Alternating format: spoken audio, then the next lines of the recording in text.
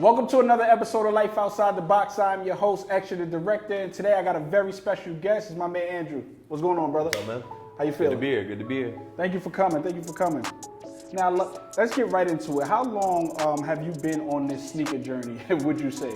It started real young. I'm the youngest of my family, so Okay. my she's 13 years older than me. She got me hooked on it. So wow. Kindergarten, I'm walking to the bus stop, brushing off the bottoms of my sneakers. My mom's like, what are you doing? They're gonna get dirty, you're walking. No, they need to be clean. Wow. So, So your sister got you like that with the sneakers? Absolutely. Okay. I tell her all the time, you ruined my life. Like, you took all of my money. All of my money went to this. Right.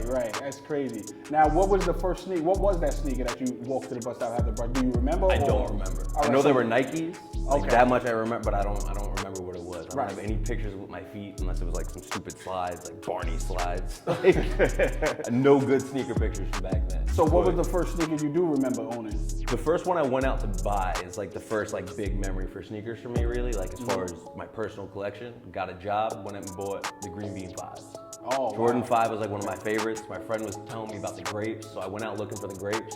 Possible to find at that point. Right, especially because of Fresh Prince. Yup. So I went for those Green Beans, full reflective, and I was like, all right, Jordan 5 is my go-to now. Okay. That and Dunks. That was always starter. So Jordan 5s and Dunks was your starter. Are you still like that now when it comes to that? Yeah, I branched out a little bit. You know, I stayed away from basketball sneakers for the most part, except for those early Jordans, 1 through 6. Nothing past that. Yeah. Hate 11s. Everyone always looks at me like I'm crazy for that. But Hey, you're not the only one that hates 11s. My man Ja, your friend Ja, he hates Concords with a passion. I don't know why. I worked in a sneaker store, so you know he did too. That's probably what it is. Dealing with all that hype, it kills it for you for some stuff. Some stuff it kills you. Other stuff it actually kind of like the red phones when those dropped. I had them early. I remember everyone waiting online at Foot Locker. I walked by wearing them, like, oh, you guys are waiting for these, huh? Like, so sometimes the hype gets you actually hyped up. Other times it's like, keep that away. That can stay over there. Right. Now, so being that you brought up that you worked in a sneaker store, I have as well. I started off my sneaker journey at Finish Line. Okay. You started off at Foot Locker. Were you the type of person that any time a drop came, you was always hiding your pair to make sure you got yours? Yep. Yeah. Or talking to someone I did in that the a lot store too. like, yo, can you put those on the side for me? If it wasn't my store, it was one of my friend's stores. Always. Right. Always. Yeah, it's not like that anymore. You can't, with all these All the raffles and things like that, yup. yeah, it's impossible. Trying to hit on sneakers, which almost never happens. I got a good story about it. Yeah, I definitely don't like that app. Let's get into it. What's your worst moment on the sneakers app? Worst? There's too many to count. Like, All right, so which is the sneaker that you wanted the most, but of course sneakers app didn't allow that to happen? I don't know. I've actually had some good luck with sneakers. The app, I got the Para SBs on there. I got the Off-White exclusive access. So like I've had some good luck. Okay. There's been so many letdowns. I can't remember one specific one because at that point, if I didn't hit on sneakers, I was going on footlocker.com or Footact, whatever, Champs, and getting that Jordan. Like the DMP 6s I missed out on. When they brought the Fire Red 5s back with the metallic tongue, that was one of my favorites too. Okay. When they brought those back, missed on sneakers, but I still hit on Foot Locker probably. So like most styles I caught on sneakers, I still recouped it somehow. Okay, so you saying that it kind of brought up something, because on this show we usually talk about with the guests about the journeys of going, store to store. Yeah. But now I guess the new age version of that is going after app. Yup, website to website, app Website to app. website, right. See, I never really looked at it like that. Once I don't hit on sneakers, I feel like the sneaker's not meant for me and I just don't get it. And I'm not paying anything over retail, so. I'm the same way. Yeah. I've spent over retail few and far between, but if I'm doing it, it has to be a steal. So if it's market like 500, I'll spend maybe 300, even though retail is only 2 or whatever it is. Right, you see, I can do 100 over, maybe even 150. Where it feels okay. But like, the fact I that get the fact that you have a dunk that sells for $110 and then on GOAT the shit is going for $600, I'm not paying that at all. No, I refuse. I used to even do this trick where if I didn't get a sneaker on release day for retail, the money I was gonna spend on that sneaker, I'll put it in my savings account because it was already gonna be going anyway. I'm stealing that idea. Yeah. Like that is a good idea. That's what I usually do when I don't get a drop. I just put the money I was gonna spend on the sneakers in my savings account. And That's the move. it fits the same purpose. That is the move, because like you said, you already spent the money in your mind, so why not put it on the side? Exactly.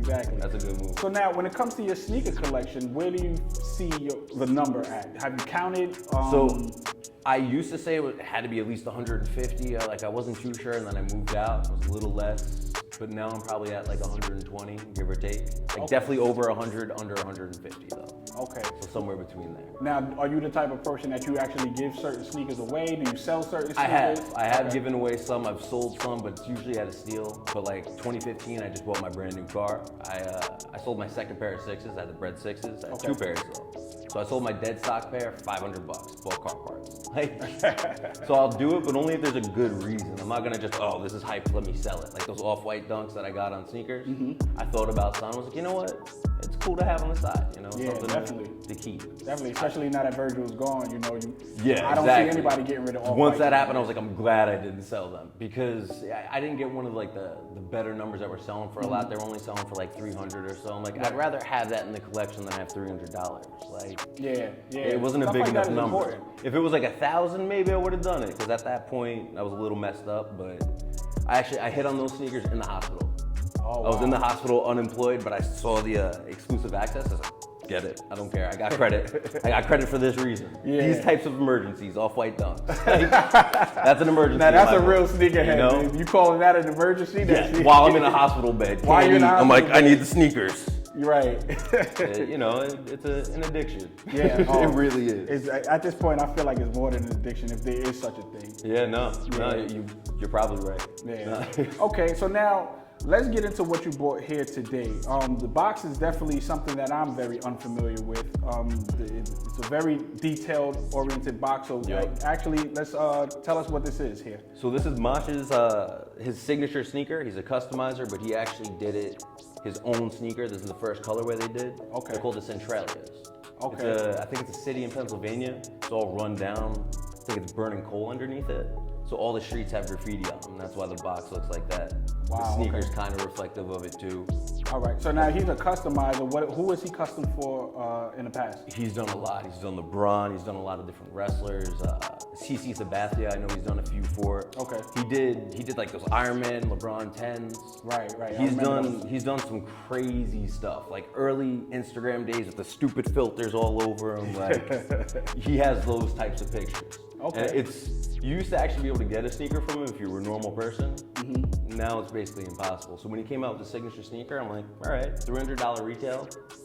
It's a designer sneaker at this point. They're all handmade. I'm like, screw it. This is the closest I'm gonna get to getting a Mache sneaker. Right. It is a Mache sneaker. Let me do it. All right, dope. Let's see the sneaker.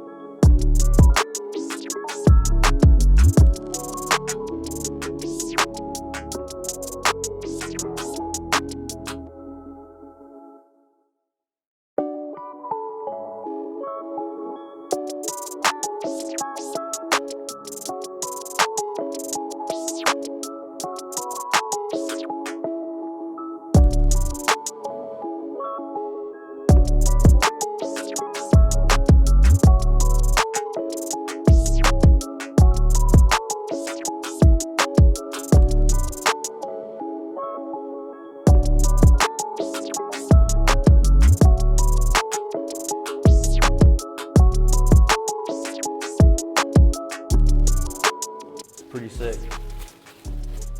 Got his signature on the tongue and everything. Got some purple 3M reflective underneath those flaps. That terry cloth interior. Oh wow, nice. Yeah, that's a good little detail. Yeah, Two-tone, but there's yeah, no yeah. detail skipped on this. I see that. Even the inner sole has all that graffiti, like the streets and everything. Right, to match to what's on the box. Yep. And then the tag, Centralia. So all of his sneakers have a theme like that. It's usually a city. They always have the little tag there. Okay, these are dope. It's different, and that's why I like it. It gives you like a little bit of an Air Max feel. Kind of. Right. That big sole on it too, like it almost That's what it reminds me is. of like, it looks like it should have a bubble there. It almost does. That's exactly what it is. I like them because they're so different. You know, there isn't anything that actually looks like this. And this kind of started me getting into the weird sneakers like these. Like, Right. I used to, like I said, only dunks. Okay. So now where do these rank on your list of sneakers in your collection? They're pretty up there. Like, I'd say these are, like, the model, even the colorway too, definitely top 10. Because it's just so different. There's a real story behind it. There's so much love in that sneaker that I like it. And the cool thing he does is they're all up for pre-order. So you don't have to hit on a raffle. Like, you literally, if whoever wants them gets them. I think it's for 3 days or something like that. Oh, wow. That's different. So you have a chance to get the sneaker if you want it. And they're always about $300. But for a handmade sneaker, $300 is nothing. Yeah. Nike's hitting $300 on a lot of stuff lately, and probably has glue stains on it. Like, that's very true. that quality control on these is real, for sure. Right. And it's funny that you mentioned the glue stains because I'm the type of sneaker shopper. Like, it's rare that I go in store to buy a sneaker, but if Especially I do, these days. all the time, a lot of the, because the younger kids are the ones who's working in the Foot Lockers and Finish Lines and stuff now. So a lot of the times when I'm at the register, I'll pull both sneakers out and I'll examine the hell out of the shoe. And if there's any glue stains or any threads that's out, I'll tell them to bring me another pair. And they look at me like I'm crazy. They don't understand that. It's just a pet peeve that I have when it comes to, factory made sneakers. You're gonna have certain type of There's gonna be dysfunctions flaws. about them. There's gonna be flaws. But I don't want glue stains all over the sole of my shoe. You know what I mean? when the Fire Red 4s dropped, I think that was 2012. When those came back out, I was working in the store. I literally went through, because we had a lot of them, I think I went through 10 pairs before I decided which pair I was taking home. Like, that's how many glue stains That's and how many dedication. defects were. Yeah, That's I have it in front of me. I'll use my break for that. Like, it's worth it, Right. I'm not taking home a screwed up pair. Like, it's not happening. Right. So now, are these the only pair of his sneakers that you have? So I have this colorway, and then I have another colorway called the St. Charles. It's done after a trolley from New Orleans. It's like green, little hits of red, a little bit of yellow in there. Okay. They all have the vibrant sole too, which I think is nice because it's quality. Right. Right. That's dope. That's dope. So now let's get off of these sneakers a little bit and let's go more deep into your collection. Out of your collection, what are your top 5? Top 5. I mean, so I got those grapes. Okay. So that's gonna be number 1 because that's one of the sneakers. Like I said, when I bought my green beans, I was really looking for grapes, but I settled because they were 5s. That full reflective, I'm like, all right, that's cool. And green's my favorite color, so they got me on that. But the grapes, that's gonna be number 1. Fresh prints, like you said. Right. Now, is it the grapes with the laces or the ones that they drop with the without laces? Okay, with the laces, yeah. The ones without the laces were terrible. That's not for me. Yeah. I can't do that. It was cool for Will Smith, do your thing. I can't knock your style, but that's definitely not me. Right. Okay. I have paid in full dunks, Nike SBs.